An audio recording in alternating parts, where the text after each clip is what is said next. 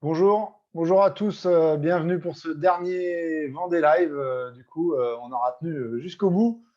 Je reviens même pas. C'était long, forcément. Ça a été trépidant, hyper intéressant. Moi, je me suis éclaté.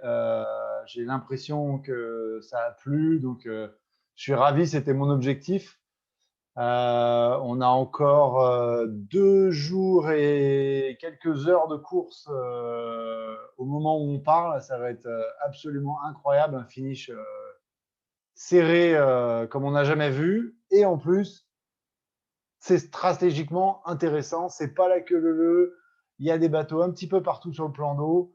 Ben voilà, on va analyser tout ça ce soir, hein. On va regarder les différents routages et puis on va essayer d'estimer quelles sont les chances de chacun de l'emporter. Alors, on va parler d'abord sur l'eau, puis après, on évoquera un peu les hypothèses éventuellement.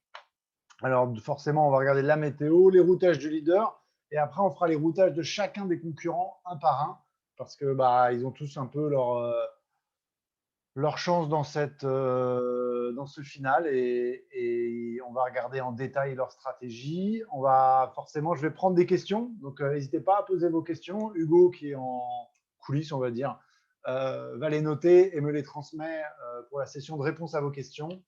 Et ensuite, on analysera sans filet le classement de 22 heures.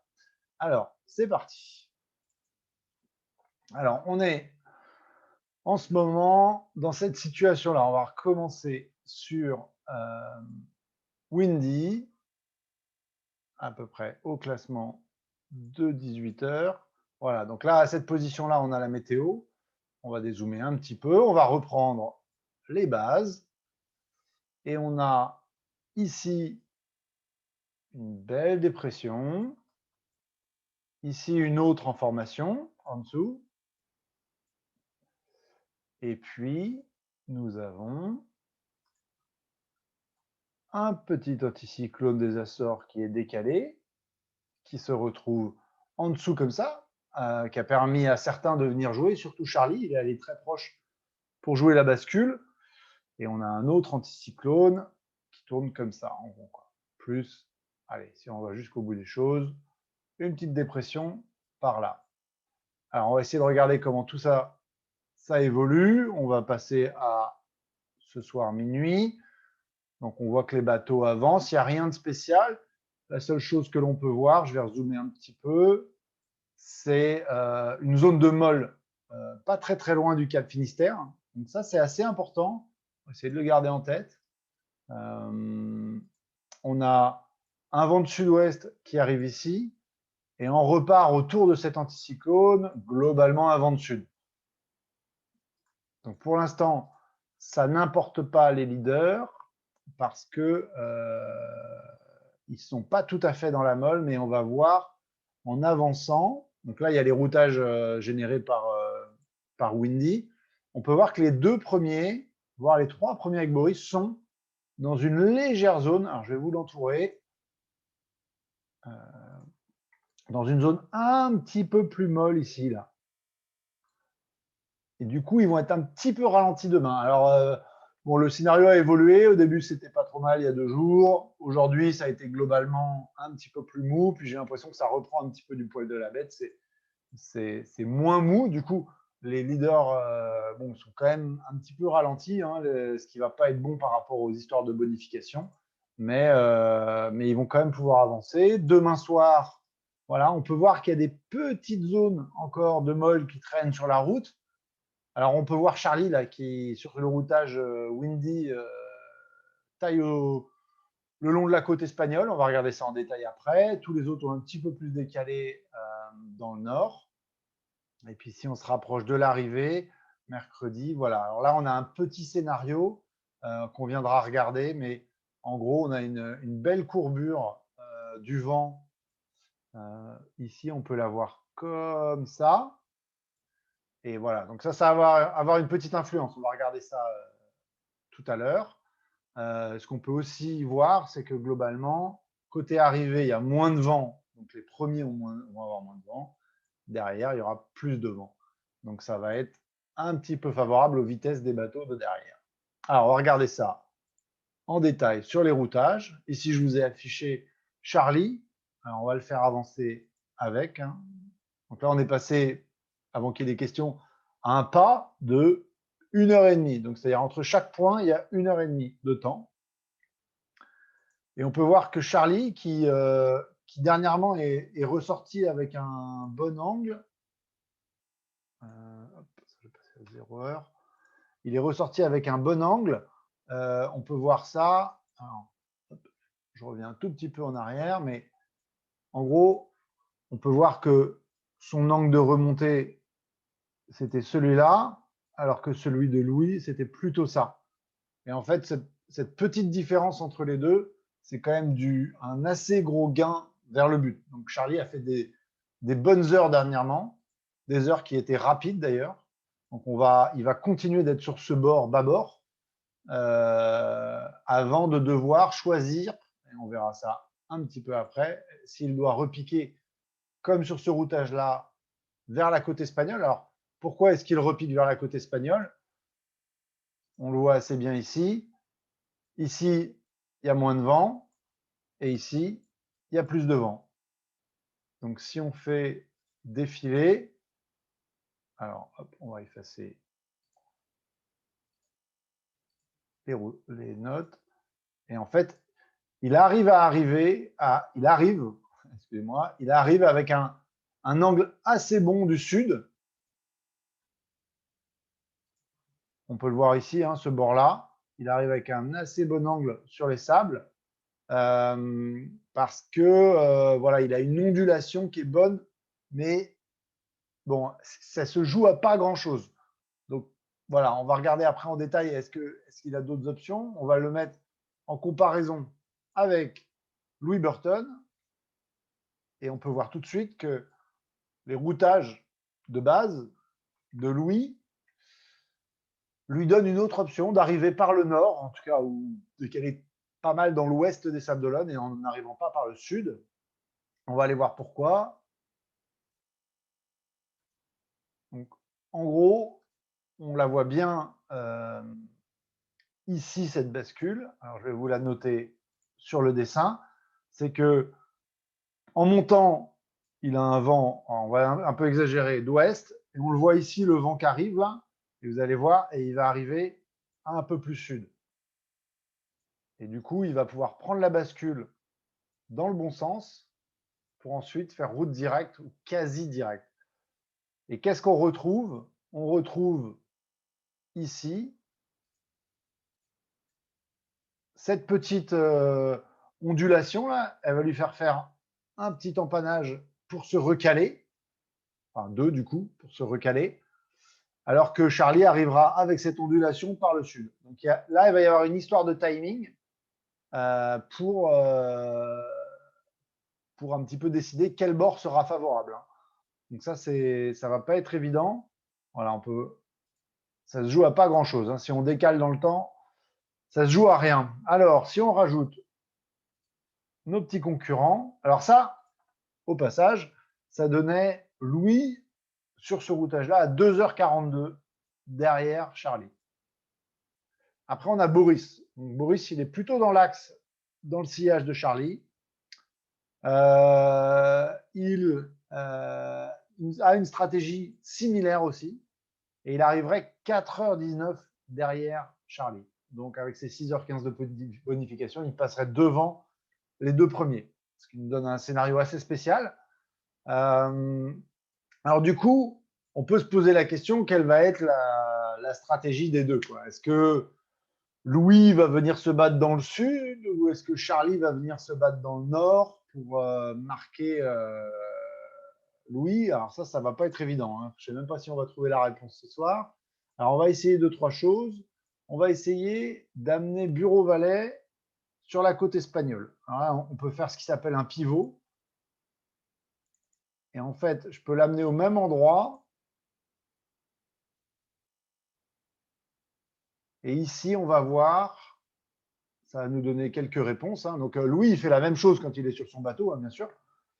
Et donc, on avait 2h42 de retard. Et là, il a 3h54 de retard avec ce routage-là. Donc, 1h12 de plus et il arriverait ric-rac devant Boris. Alors, autant vous dire que déjà 2 heures de retard sur Charlie, sur une option comme ça, sur des différences de route, hein, les 2 routes du début que je vous ai montrées, c'est pas grand-chose. Hein. On est ce que je dirais dans l'épaisseur du trait.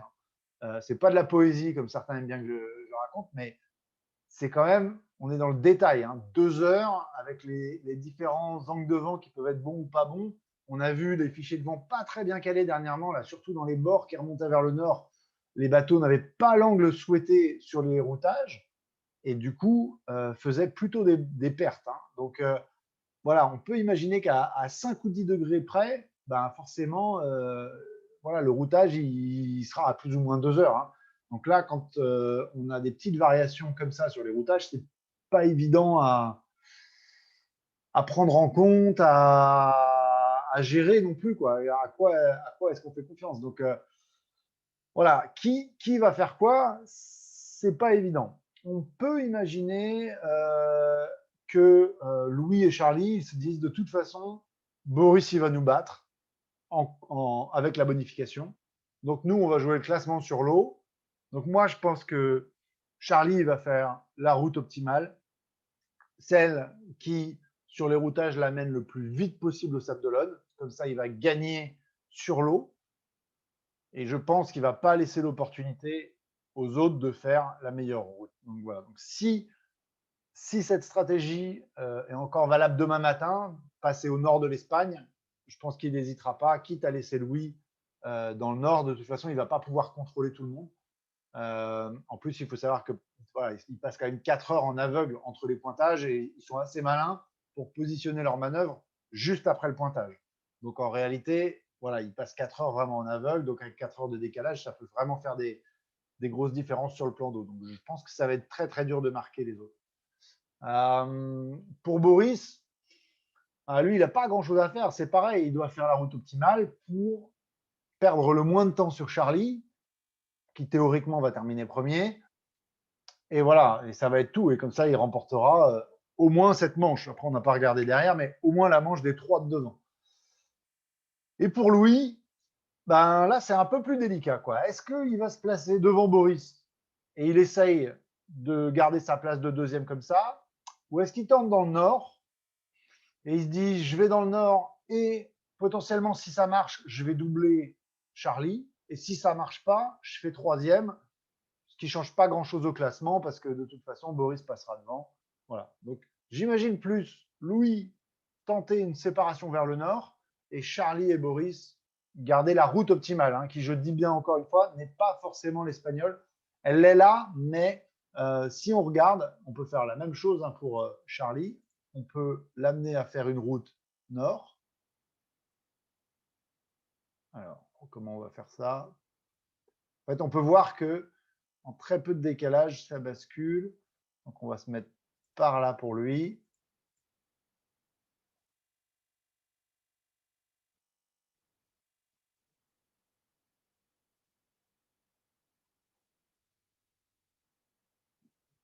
Alors, le voilà. Enfin, que je vous lise. J'imagine que ça va être dur pour vous de regarder ça. Alors, il aurait 38 minutes de retard sur sa route espagnole. Donc, quand on regarde le nombre de manœuvres qu'il doit faire sur la route espagnole, on va dire qu'il doit faire au moins 1, 2, 3.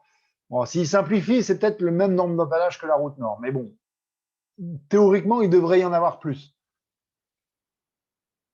Ça peut aller vite, 30 minutes perdues en manœuvre. Donc voilà, les deux routes sont vraiment similaires en timing. Donc c'est difficile de dire ce qu'il va faire. Hein. C'est quelque chose d'assez compliqué.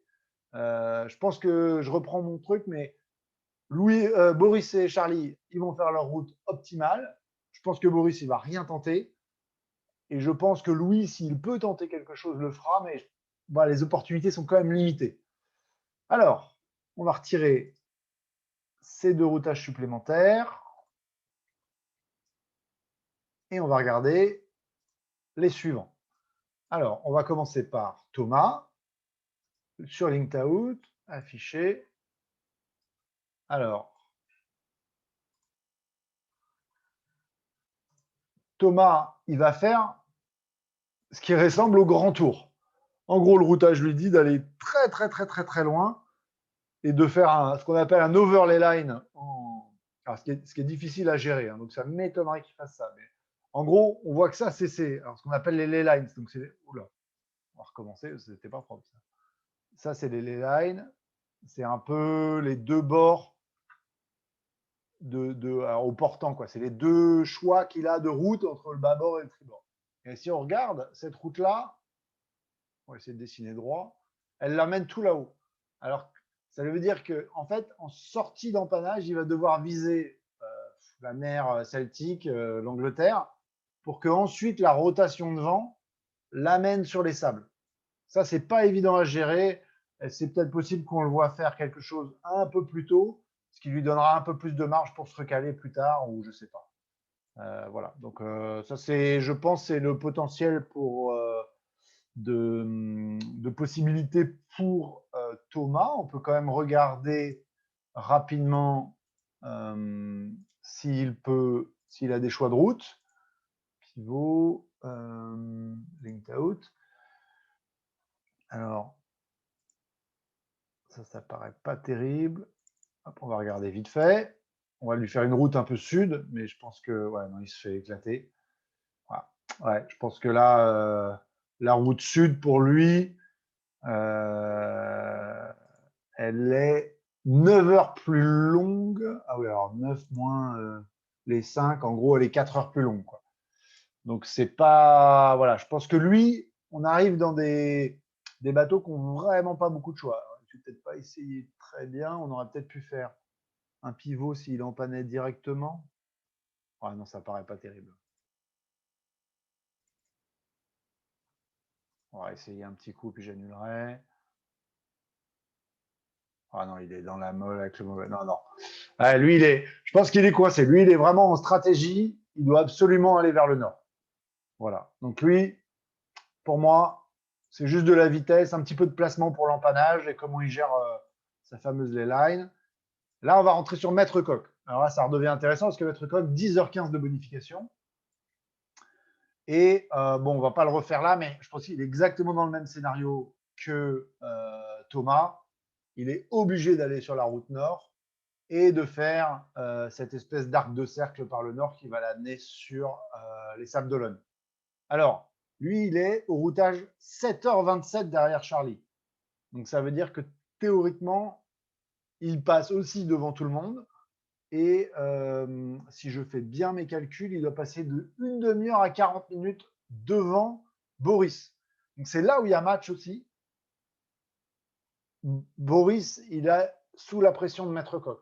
C'est-à-dire que c'est quand même, la pression, elle est quand même sur celui qui est devant, qui va terminer en premier. Et là, Boris, il ne sauve pas de 30 à 40 minutes en ce moment. Donc, il va falloir qu'il soit rapide. Et je pense que Maître Coq, il doit avoir le couteau entre les dents parce que là, il y a gros à jouer. En tout cas, j'ai l'impression qu'ils sont partis pour se battre pour la deuxième place. On verra ça forcément demain. On va regarder Damien Seguin. On va afficher. Alors, je vais peut-être enlever le vent parce que là, rouge sur rouge, rien ne bouge. On ne voit plus rien. Alors, Damien, il est là, hein, ce trait-là. Donc, lui, c'est un petit peu pareil, je pense. On peut tester sa route, voir s'il a des options. Alors, hop, on va bouger ça. Apicile. Alors, par exemple, est-ce qu'il a un choix ici? Ça paraît pas terrible. Hein. Il n'y a pas beaucoup de choix. On peut essayer pour vous montrer, mais je pense que le Cap Finistère, pour lui, c'est pas une bonne solution. Non, non, il se fait. Non, il est bien derrière. Il est trop derrière. On arrête là. Donc, ouais, je pense qu'il est assez bloqué en stratégie. On va ensuite faire, bon, Prismian, c'est un peu pareil. Hein. On va afficher Giancarlo, mais on est sur les mêmes tendances de route. Et puis après, on va se faire du coup Jean Le Cam. Alors Jean, bah, lui, il a une route assez simple en fait, hein, puisque dans quelques heures, il devrait empanner. Et ensuite, il a un tout droit quasiment jusqu'au milieu du golfe de Gascogne, où il arrive avec une journée et 2 heures de retard sur le premier. Donc, si on lui enlève ses 16 heures, Damien avec 15 heures de retard sur le premier, donc il passerait devant Damien et il se retrouverait du coup juste derrière Thomas au classement général. Quelque chose d'assez spécial, hein. Voilà, donc ça c'est un peu l'analyse des routages pour les premiers. C'est un peu tout ce qu'on peut faire. Alors, je vais cacher, il y a quand même quelque chose d'autre qu'on peut regarder, et on va le faire que pour les deux premiers du coup. On peut regarder avec un autre fichier, qui est le fichier arpège, qui est un fichier français très précis. Alors là, pour le coup, on va même le faire avec avec le pointage de 22 heures.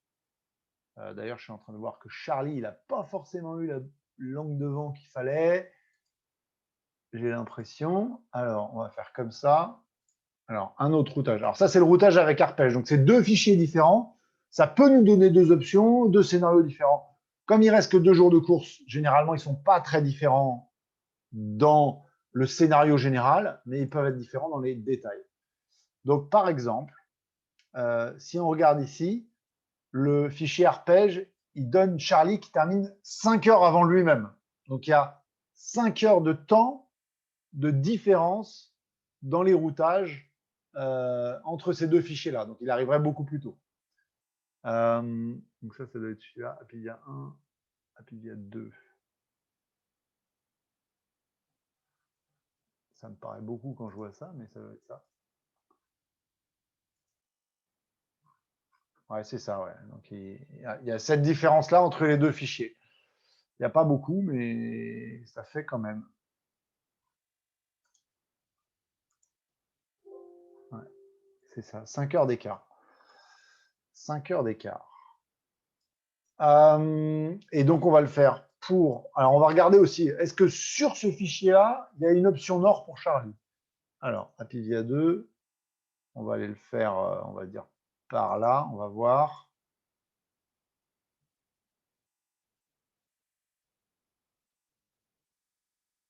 Clac. Alors, le routage de Charlie, il est par la route nord 1 heure et quart plus long. Donc, bon, voilà, encore une fois, en théorie, elle est plutôt défavorable à Charlie, cette route nord, hein. Alors maintenant, on va le faire pour Louis.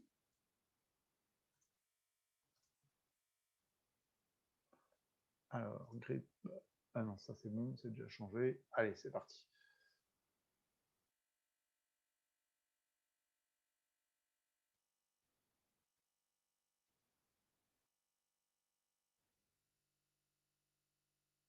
J'ai l'impression qu'à chaque fois, arpège, il est un peu plus favorable sur la fin.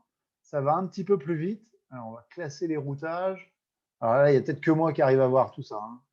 Alors, Bureau Vallée, du coup, sur arpège, c'est la route nord aussi qui est favorable pour lui. Et elle est plus rapide que la première. Alors, du coup, je me perds dans les timings, et elle est 2 heures et demie plus longue que celle de Charlie. Donc voilà, dans les deux cas, dans les deux fichiers, Charlie est devant, dans la théorie, hein. Alors, décharger. On va regarder directement le pointage de 22 heures. Alors, moi, ce que j'avais noté déjà, c'était vraiment la très bonne vitesse de Charlie sur les 4 heures d'avant. Là, il a des pointages 21,5, 22,4, 19, 24, 20, 25, 21,3 et 18 après. Et là, il a fait une super après-midi, ce qui lui a fait gagner pas mal de temps par rapport au routage et par rapport à son concurrent principal qui est Louis. Et il est vraiment allé plus vite que les autres, hein, parce que Boris et Louis sont plutôt dans des vitesses aux alentours de 16 nœuds, 17 nœuds, mais ils n'étaient pas au-dessus de 20. Donc là, il a tartiné fort. Ce qu'on peut voir, c'est, vous allez sûrement le voir ici, et je remercie Antoine de m'avoir donné l'indice, mais voilà, là, clairement, il y a changement de voile chez Charlie. Donc, il y avait un vent, comme on l'a vu tout à l'heure, qui allait baisser. Et du coup, il est passé sur une voile plus grande, hein, ça c'est quasi sûr. Donc là, il a été un petit peu ralenti. Il s'est fait. D'ailleurs, il fait deux. J'ai l'impression que ça a pris du temps, hein, parce que là, il y a 1 heure, et il se fait une demi-heure à 9 nœuds 1 et une autre demi-heure à 8 nœuds 2 et celle d'après à 14 nœuds. J'ai l'impression que c'était un long changement de voile. On a vu Louis qui a empanné, il est reparti, 16 nœuds, 16 nœuds 9.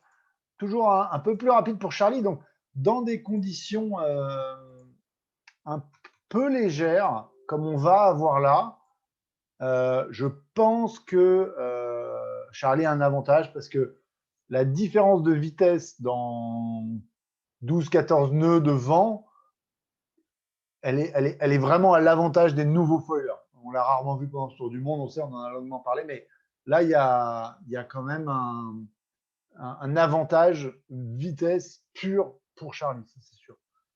On a aussi sûrement un changement de voile chez Boris parce que le dernier pointage, il est à 11 nœuds 3. Donc là, ils remettent de la toile qu'ils vont sûrement garder jusqu'à la fin. Donc voilà, c'était une manœuvre importante. Si on passe à Piscil, bon, lui, il n'a plus de voile de portant, donc bon, c'est peut-être un peu délicat pour lui, 13 nœuds. Giancarlo, 17 nœuds, un peu plus rapide. Et là, on avait Maître Coq, 17, 18, 19, 19. Ouais, donc plutôt une bonne perf de Maître Coq. Et pareil, 16, 18, 19, ouais, 17. Plutôt assez rapide pour Thomas aussi, mais je pense que ce qui empêche Thomas d'aller plus vite, et on va regarder ça tout de suite, c'est la hauteur de l'état de la mer. J'ai l'impression qu'il a une mer croisée en plus. Donc il a 2 mètres de houle du nord. Donc il a 2 mètres de houle qui viennent face à lui et il a 1 mètre de houle qui vient 3/4 arrière bâbord, quoi. De vague. Donc ouais, il doit être sur une mer un peu chaotique, ce qui doit l'empêcher d'avancer. Alors je sais pas si vous voyez du coup ces flèches de mer que j'ai ici, mais il y a une zone pas terrible devant Thomas. Alors que si on prend un peu plus, et ça on l'avait un peu vu dans les chroniques de vendredi, c'est que l'état de la mer et du vent, il est quand même meilleur ici, là, dans l'Est, plus proche de l'anticyclone, moins affecté par les tempêtes, et du coup, plus propice aux vitesses des foilers nouvelle génération. Ça, c'est sûr. Voilà. Alors, du coup, j'ai un peu fait à l'envers. J'ai pris le pointage de 22 heures avant les questions, mais c'est parti. Je réponds à vos questions. Alors, première question. Voilà, il y en a un paquet aujourd'hui. Première question. Que penses-tu des bonifications? Alors, je pense que les bonifications, et j'avais regardé à l'époque, elles sont justifiées. Ils ont clairement participé au sauvetage. Elles correspondent vraiment au temps qu'ils ont perdu. Après, le scénario de course que personne ne pouvait deviner a fait que, en gros, ça ne leur a pas été trop compliqué de revenir sur les leaders et que du coup, ces bonifications elles vont avoir un pouvoir énorme dans le classement final. Et ça, c'était pas prévu. La seule chose qu'il faut se rappeler, c'est que tout le monde est parti avec des règles qui ont été acceptées par tout le monde et que du coup, ben, il n'y a pas de règles d'ex aequo. On peut spéculer, on peut espérer tout ce qu'on veut, mais en réalité, le temps de bonification va vraiment s'enlever à autant de courses de chacun et du coup, ça donnera très probablement un nouveau premier et peut-être un nouveau second. Et voilà, donc il y aura deux classements, un petit peu le classement moral et le classement technique. Je pense que le vainqueur moral sera sur l'eau et le classement technique sera avec la bonification. Aujourd'hui, on n'y peut rien, ça donne quelque chose d'assez imparfait, mais c'est quand même un scénario qui n'était pas prévisible. Voilà, donc il faut l'accepter comme il est, ça sera sûrement intégré, j'imagine, pour les prochaines éditions, voire pour d'autres courses. Hein. C'est peut-être une leçon pour la suite. 2, y a-t-il de risque de casse avec les conditions des derniers jours parce qu'ils tirent sur des machines fatiguées?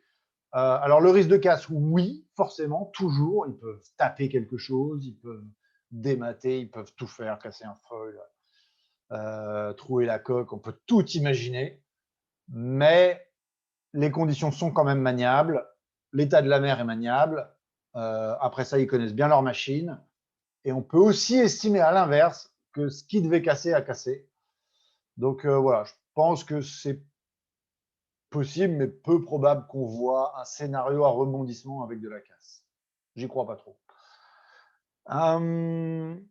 J'ai eu Boris à midi au live anglais du Vendée Globe, est-ce que tu penses que Boris a fait du marquage dès le Cap Horn?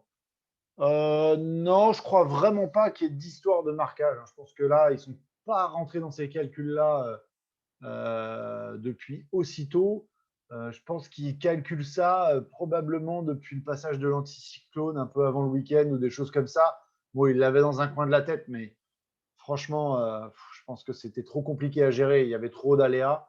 Et là, maintenant, oui, bon, forcément, ça a pris une partie importante du jeu. Moi, ce que je dirais, et ce que j'étais étonné en écoutant Thomas et Boris, et d'ailleurs Thomas le disait, je crois Boris aussi, c'est qu'il n'y a pas beaucoup d'erreurs de commises de la part des uns et des autres devant. Ils sont calés sur leur routage, calés en météo, ils tiennent le rythme, il n'y a pas de grosses erreurs. Du coup, ça navigue propre, quoi. Donc, il n'y a pas grand-chose à espérer de cette fin de course. Voilà, enfin, ouais, en gros rebondissement. Je pense que ça, voilà, ça va se jouer à quelques détails. Il y a peut-être Louis et Charlie, si les routes sont différentes, que là, on va avoir un scénario où on va devoir attendre jusqu'à la fin, un peu comme à l'arrivée de la dernière Volvo Ocean Race, où on va devoir attendre des heures et des heures pour avoir la réponse. Voilà, j'espère que ça se séparera. Ça sera forcément encore plus intéressant que ça ne l'est déjà. Mais je pense que voilà, il y a beaucoup de choses qui sont déjà jouées. L'incidence des courants dans le golfe de Gascogne, bon, on peut regarder rapidement, hein. Ils sont pris en compte dans mes routages. On va voir ça là. Alors, il n'y a pas beaucoup de courants dans le golfe, hein. Voilà. Alors là, je ne sais pas sur quelle échelle je suis. Par exemple, on peut voir que ici, courant, ici, il y a 0,4 nœuds de travers pour Charlie, par exemple. Et là, Louis va peut-être arriver à redescendre une partie du temps. Après, il est contraire. Ouais, j'ai l'impression qu'ils vont arriver avec un courant de sud-est un petit peu contraire, mais c'est des courants faiblards, hein. On parle de 0,2, 0,3 nœuds, 0,5 nœuds, on va dire, sur des bateaux qui vont à 20 nœuds. L'influence va être faible, hein, je pense. Ça va pas jouer beaucoup. Un pronostic pour le duel VNB l'Occitane. Bon, on peut regarder ça. Je crois que j'ai routé l'Occitane. Alors, on va l'afficher. Il a une route assez rectiligne, de petit recalage. Je n'ai pas trop regardé sa météo, d'ailleurs. On peut peut-être la regarder maintenant. Hop. Alors, on va le remettre en couleur, ça sera plus sympa. Alors, on le voit ici qui avance. Donc là, il est devant un front. Ouais, il va être dans un bon flux juste au-dessus de l'anticyclone. C'est quand même pas des conditions trop difficiles. Peut-être au Cap Finistère, quelque chose. Enfin bon, il n'y a pas grand-chose de. Voilà. Bon, il y a une tempête d'annoncer quand même pour le vendredi, là, qui a l'air assez costaud sur le golfe de Gascogne. On verra ce que ça va donner. Et ensuite, il y a les VNB. Alors, VNB, il est donné 3 heures, 4 heures derrière l'Occitane. Donc bon, ouais, c'est normal, hein. J'ai l'impression que ça va quand même être un bon concours de vitesse. Ça va pas faire beaucoup d'écart, voilà. Donc bon, je sais pas ce que ça donne comme arrivée pour l'Occitane. On devrait avoir une arrivée. On va pouvoir parler ETA des premiers aussi. Alors l'Occitane, il arrive le 30 au matin, apparemment. Donc ça doit être samedi, non? Ouais, samedi matin. Et du coup, tant que j'y suis, on a Apivia pour une arrivée à 22 heures mercredi sur ce fichier-là. Donc, on a vu que Arpège était plus rapide de 4 heures, je crois, j'ai dit tout à l'heure, hein. Donc, ça peut être entre 6 et 22 pour l'instant, on va dire. Bureau Vallée, minuit, voilà. Et puis après, qu'est-ce qu'on va avoir? Maître Coq, 5 heures du matin. Apicile, midi, à peu près, midi 13h. Le CAM, minuit le lendemain, voilà. Voilà, donc ça va être notre. Il reste des questions. Alors, la présence de quel skipper dans le top 6 te bluffe le plus? Dans le top 6, Damien dans le top 6, c'était quand même assez exceptionnel. Je pense que Giancarlo en 7, c'est quand même pas mal. Je ne m'attendais pas à le voir ici. Voilà. Et voilà. Puis, je dirais l'autre surprise, Boris, Boris, Louis et Maître Coq, c'était quand même un peu les surprises, quoi. Ils sont quand même, ils se sont bien sortis, hein. Je pense qu'il y a un gros avantage à la météo, à la fiabilité aussi des bateaux de 2020 qui n'a pas été dingue, un petit peu comme d'habitude, j'ai envie de dire, mais là particulièrement. Et du coup, ouais, c'est un peu les bonnes surprises du top 6. Avantage de Figaris dans la gestion de l'effort. Bon, je pense que c'est indéniable, hein, c'est le plus haut niveau de régate qui existe. Bon, là, après, on va dire le meilleur Figaris, c'est Charlie et il est sur le meilleur bateau. Donc, bon, c'est quand même. Il y a beaucoup d'avantages pour lui. Et puis en plus, il est devant. Donc, voilà, tout est quand même aligné pour qu'il remporte sur l'eau cette édition. Un extra live demain soir. J'y ai pensé, ouais. Est-ce qu'on refait un live demain soir? Là, il faut que je demande à ma femme si j'ai le droit. Mais je pense que c'est intéressant. Pourquoi pas? On pourrait refaire des routages, on affinera les ETA, on fera peut-être un format un peu plus court. Mais voilà, ça sera peut-être pas le dernier. C'était peut-être la surprise du jour.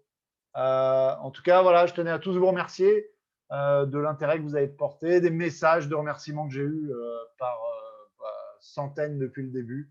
C'était vraiment fantastique. Je me suis éclaté. Si ça vous plaît, j'espère que ces formats-là seront soit repris, parce que j'espère aussi être sur une de ces courses un jour hein, et pas faire que les commenter. J'espère pas être mis au placard tout de suite. J'espère forcément faire partie aussi de ce Vendée Globe dans 4 ans, parce que franchement, j'ai trouvé ça intéressant. Je ne sais pas si j'étais mûr pour faire celui-ci ou ceux d'avant ou quoi que ce soit, mais là, aujourd'hui, c'est quelque chose qui m'a passionné. J'ai trouvé ça fantastique. Parce qu'en plus, c'est un circuit sur lequel il y a beaucoup de régates. Bon, là, on l'a vu sur la fin, c'est un peu exceptionnel, mais le reste du temps, Jacques Vabre, Rome et tout ça, les Fastnet, c'est 100% régate. Et là, il y a quand même une petite part d'aventure qui est assez sympa. Un petit challenge qui est quand même assez dingue. Et je pense que dans les temps qu'on vit aujourd'hui, en ce moment, bah, ça fait du bien. Et franchement, moi, ce Vendée Globe m'a fait beaucoup de bien. Ça m'a permis de sortir un peu de là, parce que ça fait presque un an que je ne fais plus de courses. Et là, ça m'a un peu redonné envie, redonné les crocs d'y retourner.